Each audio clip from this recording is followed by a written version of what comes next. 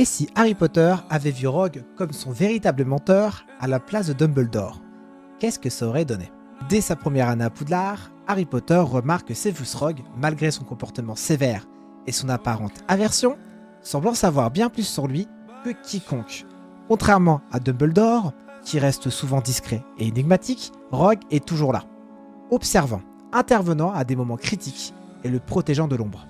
Lors de leur premier cours de potion, au lieu de ressentir du mépris, Harry perçoit une opportunité, et si cet homme savait quelque chose d'important sur ses parents. Poussé par la curiosité, il décide de chercher à comprendre Rogue au lieu de simplement le détester, comme dans le film original.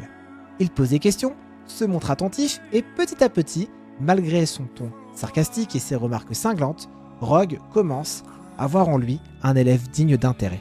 Au fil des années, Rogue lui enseigne bien plus que les potions, lui montre l'art de l'occlumencie dès la 3e année, lui révèle les failles de sortilèges de défense et surtout il lui explique à quel point Dumbledore manipule son destin depuis le début.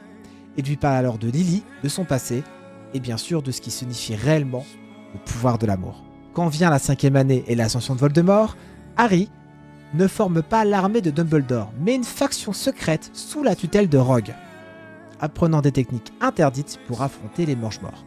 Il devient un véritable stratège redoutable, maîtrisant l'art du duel et de l'infiltration grâce aux leçons de son mentor. À la 7e année, quand la vérité éclate sur le plan de Dumbledore et son sacrifice prévu, Harry n'est pas pris au dépourvu. Avec l'aide de Rogue, il élabore une contre-stratégie. Au lieu de se livrer, il piège Voldemort en exploitant sa propre arrogance. Il l'attire donc dans un combat où la magie noire et les protections que Rogue lui a enseignées deviennent sa plus grande force. Dans cette réalité, Harry ne suit plus aveuglément les ordres d'un homme qu'il a élevé comme un pion. Il devient un guerrier calculateur, un sorcier bien plus puissant et surtout un homme qui choisit son propre destin.